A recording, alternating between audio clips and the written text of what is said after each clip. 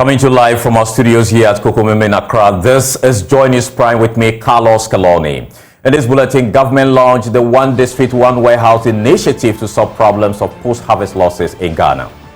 The construction of warehouses under the Infrastructure for Poverty Eradication Program will be a major booster in our efforts to guarantee food security and the transformation of the agricultural sector. And we're covering your fuel gauge. Stop it from running.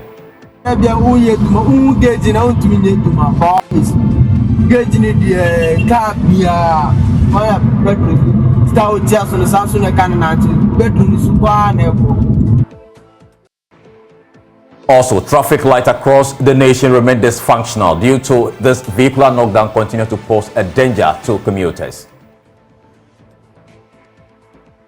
Then fallout from the NPP super delegate election as parent mount pressure on election committee to punish Northeast Regional Chairman for masterminding brutalities meted out to an agent of Alan Kyerematen.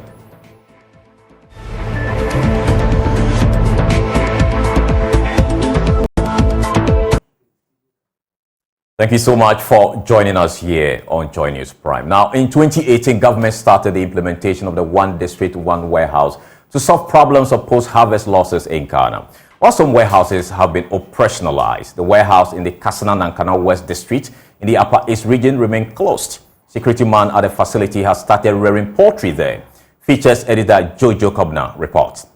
The construction of warehouses under the Infrastructure for Poverty Eradication Program will be a major booster in our efforts to guarantee food security and the transformation of the agricultural sector. Well, behind me is the One District, One Warehouse in the Kasana-Nankana area. Brilliant idea for farmers to actually farm, and then when they have excess, they bring it here for storage, and then later it's released onto the market. Brilliant idea. But let's go in and find out what it's serving its purpose. The government has not put the warehouse to use, so the security man there has started rearing chicken in the warehouse. One District, One Warehouse is a very coherent policy to help farmers store their harvest and reduce post-harvest losses. It complements the Planting for Food and Jobs program. Of course, the people of Kasana-Nankana West were excited about this project because it would help them store excess rice, which usually sells at 3 bags for the price of 2 in times of bumper harvest. Bumper harvest this season with no ready market forced the rice farmers earlier this week to sell some of their grains at 3 bags for the price of 2. I've sold more than about 1,000 bags. The 1,000 bags have gone. I've got only about 100 bags money. Well, farmers like Isaac Pabia looked forward to the completion and operationalization of the warehouse. Unfortunately, work has stalled for nearly 3 years. We have farmers who are in the valleys farming rice. Where to store these grains during the harvesting season is always a challenge. We are anticipating it will solve a problem, but as it is right now, it's a standstill and it's not serving any purpose. Pabia says he has been to the district agricultural office for answers, but was told the project is under the Special Development Initiative. The last time I followed up with the Department of Agric, they couldn't give me much information about it. The reason being that the project was under the Ministry of Presidential Special Initiative, which is no more. So they find it difficult access information to share with us. But we've been there to find out what is going on, and the contractor is not on site. What would you?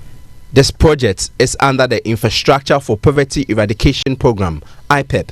Unfortunately, the contractor has not been fully paid, so he has not handed over the project for use.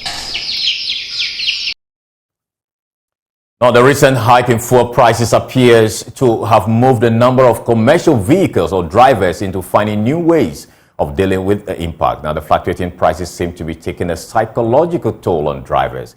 just as it's really in their pockets. Well, my colleague Emmanuel Jivano caught up with a 20-year-old taxi driver who has blinded his fuel gauge to avoid the distraction of seeing the fuel going down.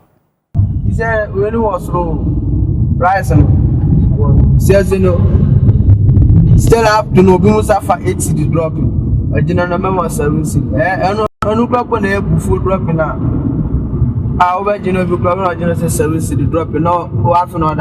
That is Emmanuel Fachao, a 20-year-old man who has been driving for 2 years. The persistent rise in fuel prices is forcing him to reconsider moving out of the driving business. My for when I got up petrol 2.5, may say 7.5.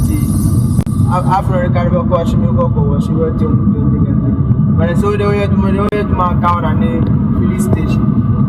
The fuel price increases are eating away at his profit. It also affects his concentration on the road too. Emmanuel says constantly witnessing his fuel reduce, as seen from the fuel indicator, distracts him. So he has decided to cover the fuel gauge. To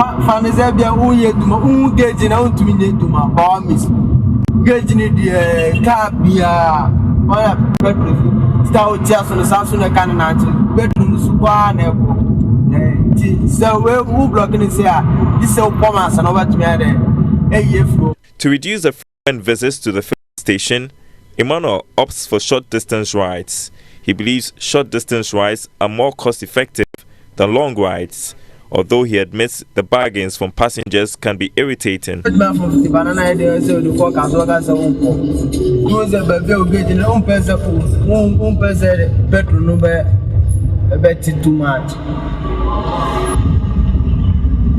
Emmanuel appears not to be the only one covering the fuel gauge whilst on the road.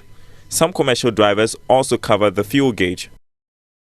But what is the point when the fuel will decrease due to the kilometers covered? Emmanuel explains that he parks his vehicle after a number of rides to check his gauge to avoid completely running out of fuel. So we're blocking this here.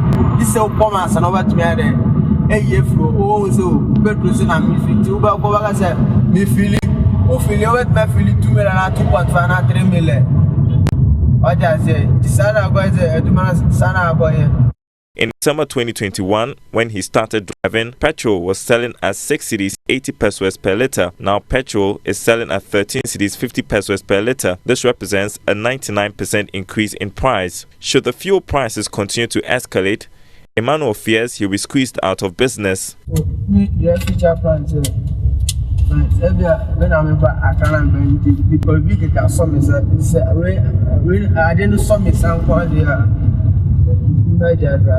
For now, the 20-year-old is looking at saving enough to start his own business and get off the road. Until then, he'll continue to temporarily cover his fuel gauge to give him some sanity on the road. Emmanuel Jivanu, Joy Prime. Now, some traffic lights across the country continue to be dysfunctional due to vehicular knockdowns. The increasing number of malfunctioning traffic lights has become a pressing concern as several road traffic accidents have occurred in intersections where vehicles navigate without proper guidance. My colleague Mama Vio Soboje was on the ground earlier Wednesday to monitor the situation. Here's a report.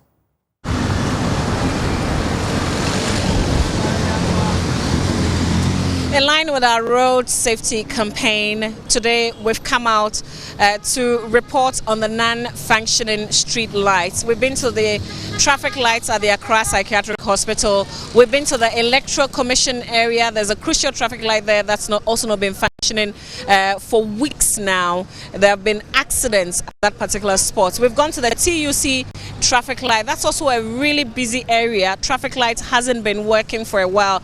The Kimbu traffic lights where we actually got reports that the traffic light has not been functioning for about 6 months, and we've heard how this has caused accidents, how difficult it is for pedestrians to even cross the road. Now here we are at the High Street. This is the Accra High Street. That's where we have the newly renovated Kwame Nkrumah Memorial Park, for instance. We have the Bank of Ghana. There are huge banks located here. The Supreme Court is here. The Circuit Courts. There's even a High Court that's also right here. So this is a really important part of our city, and sadly this traffic light right behind me has not been functioning for a very, very long time now. There's somebody, a shoemaker who's stationed here, who says that it's actually been a very long time since he saw the traffic light working. He's been observing what happens here when there are no police officers to direct traffic. Cap and pimping rough. You may see the light in the shrub for me. Now, some hasi. Nase enipa etwema eno nso omutimi twem se police ni enni ho na se nipa etwem a na yehu police ni twem enni ho a ni twem na yehu fi se omuso omoboa ma bibia ye fine na muni ho nso ya ka no bobbo nkrofo rough ha ti shraba o meye na ha no sumdwemlem. Bulletin is a shoemaker. He's stationed right at this intersection, and he's been observing what happens here. He's been talking to me about accidents that happen here, obviously because the traffic lights are not functioning, particularly when there are no police officers to direct traffic. Right now, the police officer is standing in the middle of the road, directing traffic, regulating the vehicles. But the question we continue to ask is, for how long can he be on his feet doing the job of a traffic light? What have you observed happens because the traffic lights does not work? At times the cars and the motors, they used to crash each other here. Or at times if the pedestrians are passing, they find it very difficult. Unless somebody come and stop the drivers, they will stop before they will cross. That's what I have experienced for it. Any accidents? It's just a minor. No fatal accident has happened here. Now, what's our interest with our Drive Safe campaign? Essentially to highlight the threat that this causes to road safety, and then, of course, the risk in road crashes. We're asking the authorities, urban roads, to fix these traffic lights, these non-functioning traffic lights, to get the lights working. You would find in some areas, the Accra Psychiatric Hospital area and the TUC area, that later in the day you'd find police MTTD directing traffic. But the question is, for how long can the police be doing the work of the traffic lights? They're obviously not here at dawn, they're not here in the nights, they are not even here the entire day. We need the authorities, particularly the urban roads, to fix these traffic lights. Until they do it, we will keep talking about it because it is a danger to us, our economy, and of course, our safety.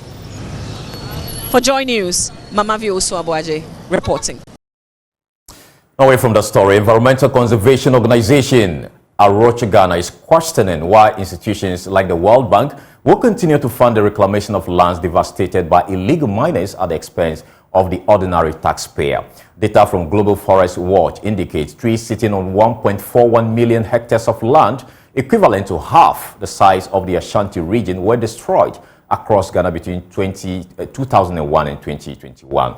Now, Joy News checks indicate more destruction of forests in 2022 and 2023, though the country has secured $103 million from the World Bank to reclaim lands destroyed by illegal miners. Rocha Ghana describes as unfair how the Ghanaian whose land and water has been polluted is made to pay for the continued destruction of the nation's resources.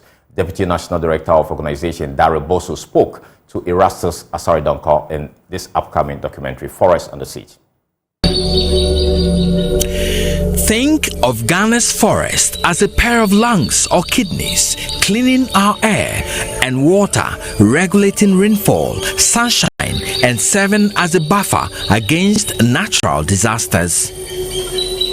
The country's kidneys and lungs are currently being attacked and perforated at a faster rate by illegal mining. Global Forest Watch data indicates that between 2001 and 2021, trees sitting on 1.41 million hectares of land were destroyed across Ghana. The destruction of tree cover is equivalent to about half the size of the entire Ashanti region, which is about 2.4 million hectares. Indeed, this is the largest. In fact, I don't even know how to start and how to end. I'm even shocked seeing the ground like this. the largest so far. Forests degraded, water sources polluted, and the attendant change in climatic conditions have affected farming. It is the forest that gives farmers in this area rain to farm. But now, if God doesn't intervene, we will not have the rains to grow our crops. Many of these farmers have had their source of livelihood destroyed by the mining of this forest. But their taxes will pay for the $103 million contracted to reclaim the devastation. Environmental conservation organization Rocha Ghana has a problem with that. Sometimes I ask myself, why does even the World Bank even support such initiatives or push those initiatives before us? Daryl Bosu is Deputy National Director. Business persons have been given concessions. They've gone into our forest reserves, into our landscape, mined it for gold, traded it, kept the profit for themselves. And the public is going to pay for a loan that is now going to be used to reclaim the mess of some businesses. It's not fair. And there's no way anyone, and even the World Bank, should support such an initiative. Reporting for Joy News, Erastus Asaredonko, Kumasi. Now today on Stories of Hope, we take you to the vibrant street of Accra, where two friends turn adversity into triumph, transforming their passions into thriving businesses. Emmanuel Tay and Kyerematen, who despite facing the challenges of job loss during the banking sector shake-up, have emerged as shining examples of determination. The following report delves into their journeys.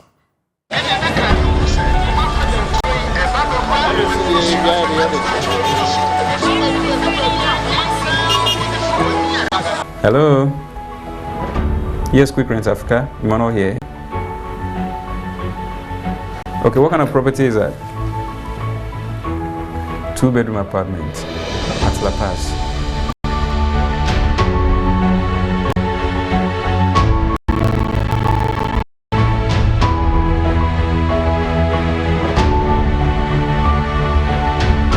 In the heart of Accra, these two gentlemen have turned their passions into thriving businesses.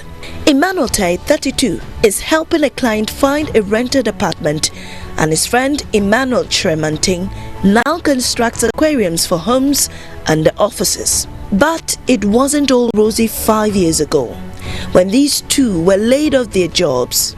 Sources close to the Bank of Ghana indicate that the bank was forced to take the action because Barclays Ghana, which would soon be rebranded as ABSA, on several instances had breached market rules. To the government, it was a banking sector cleanup, but to employees, it was an unemployment crisis. Several indigenous banks were either collapsed or merged between 2017 and 2019. Many employees went to bed and woke up the next day without a job. Tai was a victim of the restructuring and unexpectedly lost his position as an accounting manager at Beige Bank after 5 years. He said it was one of the lowest moments in his life. He lost his source of income and trying to secure other jobs wasn't easy. You have a job, you go to work every morning, and then you wake up one day and they say the company has been taken over. Yeah. So first of all, I lost my livelihood. I lost my lifestyle. You had a certain lifestyle. Imagine someone who was earning something little at the end of the month, and then all of a sudden I have to be home, and the idea of not having a job to go to itself became a bit depressing. Just about the same time, Kyerematen experienced the same predicament, and right from the breadwinner of his home, he started depending on his parents for handouts. I was a field sale officer. As we go out and we to prospect on loans, we give out loans. So mostly I was on the field. Okay, so we can speak to the clients, okay, but taking back, once we give the loan, taking back is the problem. So I have to be laid off. He began working menial jobs just to survive. However, unknown to them, these two were about to embark on remarkable journeys that would change their lives. Tre had loved aquariums right from his science class in school, but never had paused for a second to design them. But after he lost his job, he decided to turn his dream into reality. Instead of brooding over his problems, he used this period to experiment. Shortly after, he landed his first contract. I listen to a lot of entrepreneurs who talks about how to, to be able to translate your passion into wealth or something like that. So when I was laid off, I thought of, apparently I saw one aquarium on the television. It was very nice. You get it? So that is also, I got my passion also from there, aside from the idea of the center table. So that is where I googled in Ghana to see if I can see any aquarium shops. So I saw some few, and then I paid them visit, and I saw how they built it. So I went to the internet to learn more about it. So that is how come I started my aquarium. And in fact, the first order I had was very huge, was very big. Ted tried many times to secure a job but failed. The COVID-19 pandemic threw a spanner in the works. He stumbled upon an opportunity when renting accommodation became daunting. He decided to turn his predicament into a business, got in touch with a close friend in Kenya, and Rent Africa was born. I had an experience that gave me a rude awakening. So I was actually, like I told you, I got other job offers. So I thought, let me take one of them and survive with it. So one of the job offers I got was in Accra here. My job with Southmaster was in Tema. I was actually living in Tema. So now I had to find an apartment. Okay. Finding an apartment became an uphill task. So agents would toss me up and down, and I was quite desperate.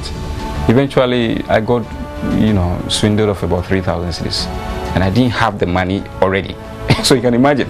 Yes. So I thought, okay, this is a problem.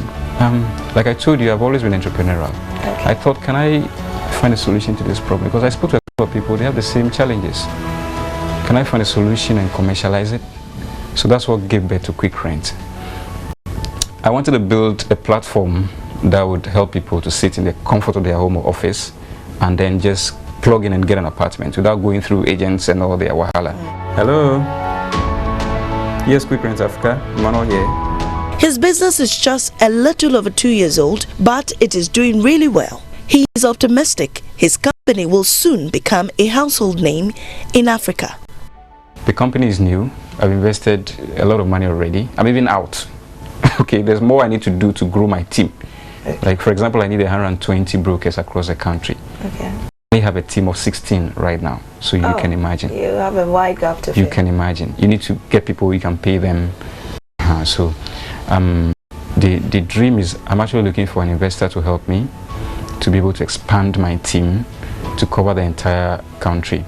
Then our next stop is we are going to Nigeria. We already have a partner who have done the feasibility for us. Okay. Their economy is very large, and therefore the problem that we are looking at here is quadruple that size in Nigeria. Tre's aquarium pieces are breathing life into dull spaces.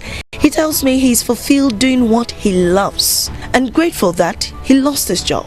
Tre has big ambitions for the future. Maybe we've crossed that break-even stage where now we are able to make a reasonable amount that I can say that maybe in the next 1 to 2 years, maybe we'll be able to get a very large showroom where we can let people come and also, because seeing people, they don't even believe it.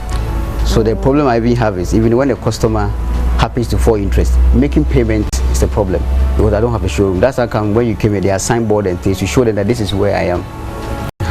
And then the problems we mostly face nowadays is the trust. Actually, put it that way, is the trust. But currently, I can see that there's hope. These two friends proved that setbacks are setups for bigger comebacks. They transformed job losses into opportunities and blazed into their passions, creating businesses that inspire us all.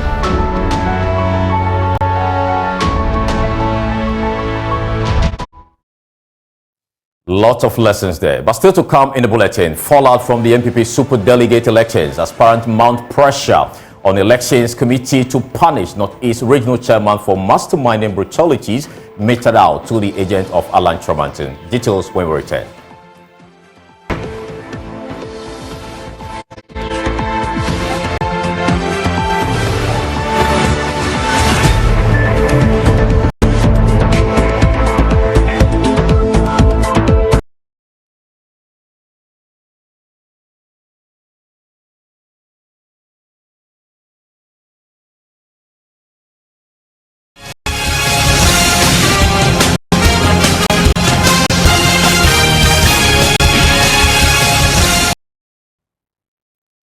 Now, the MPP flag-bearer hopeful Alan Kyerematen makes his first visit to the polling agent who nearly lost an eye due to an assault at the MPP Super Delegate Congress. The polling agent Ali Zakaria says he was intervening to prevent the Northeast Regional MPP youth organizer from revealing his ballot. Alan Kyerematen said the National Executive Council must not overlook the incident. My colleague Prince Osuansa has more in the following report. It's been 4 days since Ali Zakaria nearly lost one of his eyes while serving as a polling agent in Nalerigu during the MPP Superdelegate Congress. He was allegedly assaulted. Today, Alan Kyerematen paid him a visit at Ames Hospital in Tesano here in Accra, where he is currently undergoing treatment. Ali Zakaria recounts the harrowing incident. They voted in groups. The first group was led by the MP for Wale Wale. So she came and voted and displayed her vote. So I complained to the police commander and the EC in charge. So I saw that they played another month. They didn't want to listen to me. So the regional minister also followed up. He voted and did not display his vote. He went and kept it inside the ballot box. So the third person was the regional youth organizer. He voted and displayed his vote. So I confronted him and told him, my brother, that is not the rule of the game. We are told that no one should use a phone to snap when you vote. Secondly, we have been told that no one should vote and display his vote. Oh, when I said it, he picked a plastic chair and hit me, so I blocked him this way. So it hit my hand. MPP flag bearer hopeful Alan Kyerematen condemned the action. What happened to my colleague on Saturday was an act of total indiscipline and indecent behavior. How do we, as a decent party, going into an election, particularly at the level of superdelegates, superintend such behavior? I mean, look, we all joined the MPP because of our commitment to the values of the party. But what is happening clearly shows that this is not what we bargained for by joining the party. I'm not going to tolerate this kind of behavior. It doesn't make sense. And when we cannot conduct ourselves as a family, trying to select a leader, in a peaceful and organized manner, how do we intend to be able to do the same kind of process when we have 230 people gathered? Now, there has been no update regarding the arrest of the individuals who allegedly assaulted Ali Zakaria. Prince Osuansa's reports read. Meanwhile, pressure is mounting on the top leadership of the MPP to take actions against the Northeast Regional Chairman of the party, Nuruddin Hussaini. He has been accused of masterminding the brutal attack of an agent of Alan Kyerematen, who has been airlifted to Accra for special treatment. The aggrieved aspirants say an attack on one agent is an attack on all. They are therefore demanding sanctions against the culprit and investigations into other excesses from the election. Samuel Mbura has more in the following report. We already know there were concerns of alleged brutality against some agents and vote buying by some of the aspirants during the conduct of the Superdelegates Congress. But the issue that dominated in the meeting between the aspirants and the elections committee was the attack on the agent of Alan Kyerematen in the Northeast region.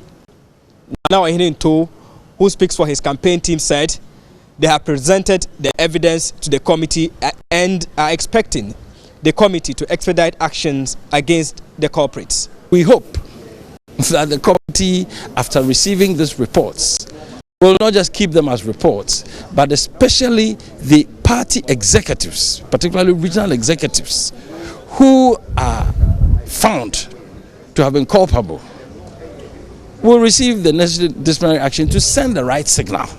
Because this is not the end. We are now facing the November 4th vote election, which involves over 200,000 delegates, in which case you are going to have more than 1,000, in some cases, 1,500 voters at one voting center. Kojo Poku also indicated that evidence on the attacks have been presented to the Elections Committee for further actions. A lot of people are not happy with the Northeast issue. I think the Nalerugu issue is the only region that something did not go well. And I think there's going to be further investigation to basically ascertain.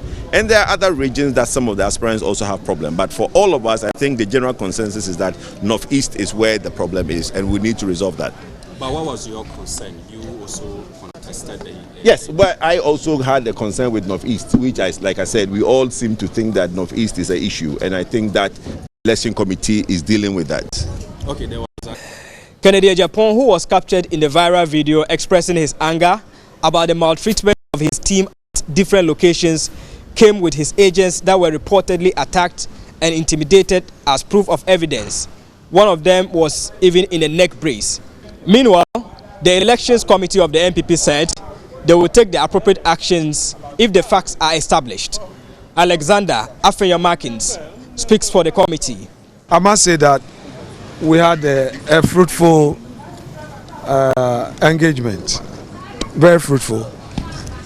Again, some agents also came out with their reports on certain happenings, isolated cases where they had some difficulties.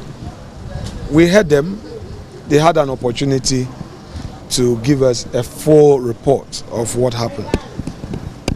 We are going to meet some other members again on Thursday. We also had an opportunity to meet with one of the aspirants who made certain statements, whose statement went viral, and had a positive engagement with him. And I must say that so far, so good. We should be meeting again on Thursday, and once we are done on Thursday, the committee will come out and make known to you its conclusions. But so far so good, all is well. One more outstanding issue still before the MPP is the disciplinary actions against 4 members for alleged misconduct. The committee resumes on Thursday to continue the meeting. For Joy News, Samuel Mbura, Asylum Down.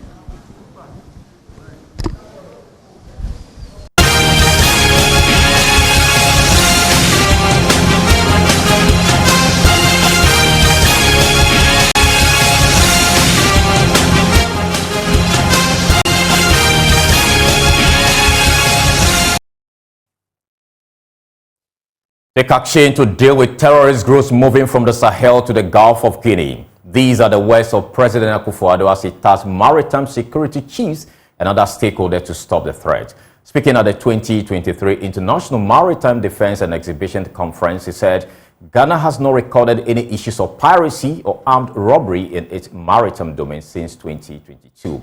He says more investment have been made to boost the capacity of the Ghana Navy. The conference will end tomorrow. Brought together 300 plus maritime security chiefs from Africa. All of them gathered here at Bemakam and deliberating on various issues. President Akufo-Addo, who launched the National Integrated Maritime Strategy, said that a lot has to be done to deal with the terror threats spilling down from the Sahel. He's tasking maritime security chiefs to take action to deal with these threats. Ladies and gentlemen, technology has become a vital tool in our quest to sustain a safe and secure maritime domain. The critical challenge is that perpetrators of maritime crimes use sophisticated forms of technology which require a more innovative counter-advanced technology that gives enforcers a comparative advantage. Maritime security stakeholders must take charge of this domain. in order to deny access to terrorist groups drifting southwards from the Sahel region towards the Gulf of Guinea. West African coastal states continue to face terror threats spilling down from the Sahel. Deputy Defense Minister Kofi Amankwa-Manu says the threat does not only exist inland. He says it also exists on the sea in the Gulf of Guinea. He says many Gulf of Guinea countries are collaborating on how to quell these threats. On sea also the threat is very real because we have a lot of pirates on the Gulf of Guinea. But thank God all the countries along the Gulf of Guinea are now collaborating efficiently and effectively to deal with this issue. I mean, it is the more reason why we have a document like this. And if you had listened to the Minister for Transport in his speech, he alluded to the fact that we have all these chiefs of the various navies of countries, you know, who also benefit from the Gulf of Guinea here present, which of course is very important.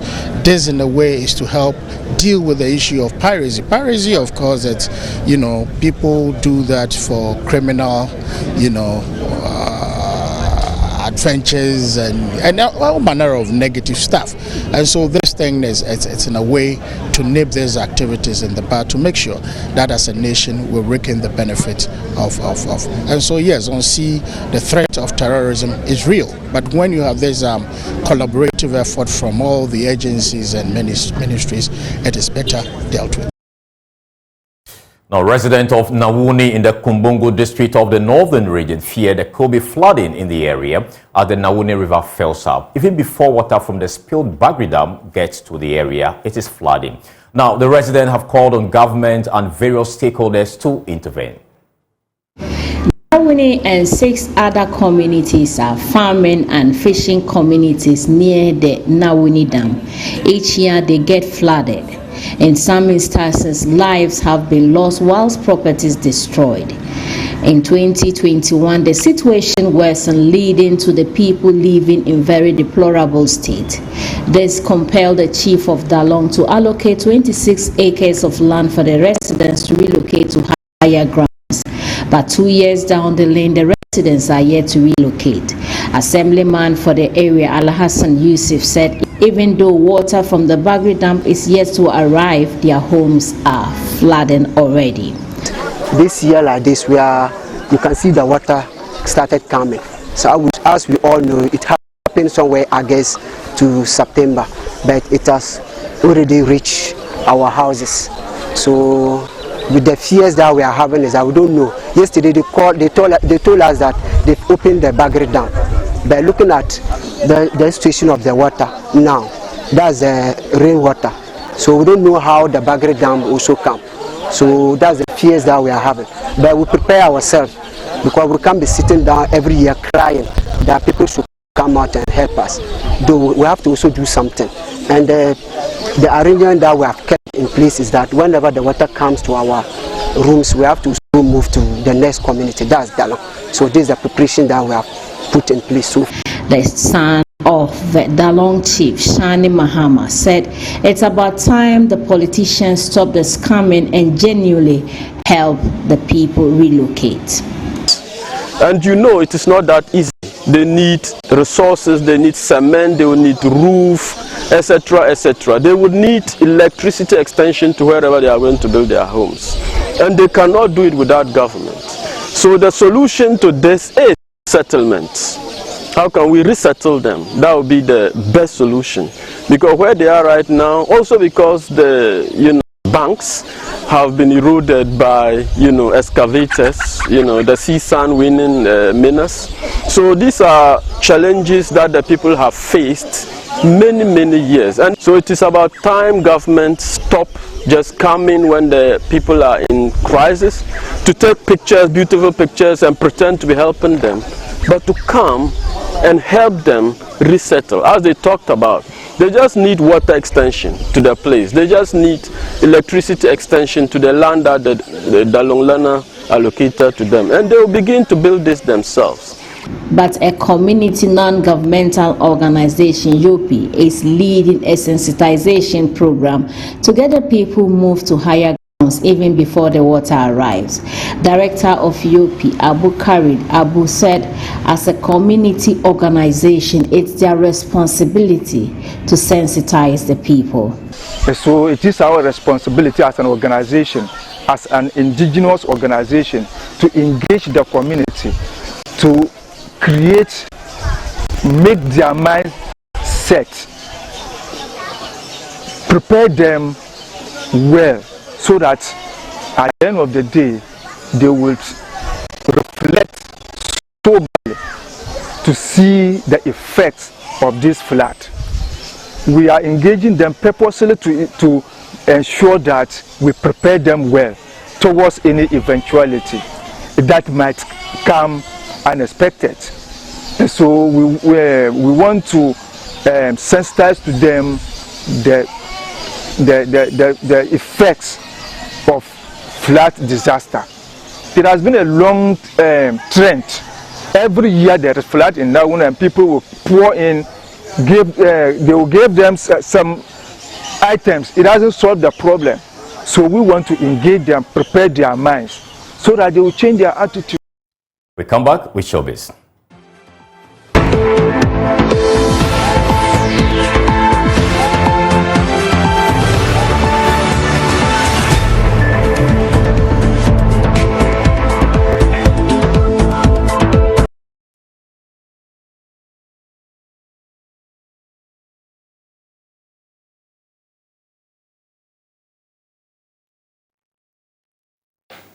So, Becky Beggs, Hello. what's in Showbiz tonight? This evening, there's a lot. We'll start from, the gospel music industry. Okay. We'll start from Joe Metal. He's been talking to us about the Kadosh Live with Joe Metal in London. He's telling us all about it, how to get the ticket, who are performing. Our personal favorite, Dinah, is in that. So, Joe Metal, if you're there, take it away. So Joe Metal right there. If you're anywhere in London on the 9th of September, join Joe Metal, Dinah Hamilton, Luigi, and all the wonderful musicians at the Dominion Center for the Kadosh Live with Joe Metal.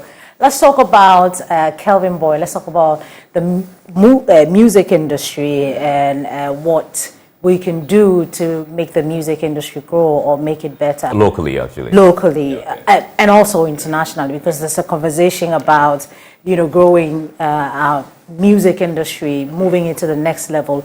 And we've had people comparing musicians to other musicians for not filling arenas or stadiums and what have you. But Kelvin Boy was on Hit FM, and he's been talking about this comparison. He says this is not what we need in the industry. You need to support what you have and also ensure that you're supporting them well. This is not to be missed. And Carlos, that'll be all for Showbiz, and also that'll be all for the news, right? Sure. More news, on myjoyland.com. We'll be back tomorrow. Bye-bye.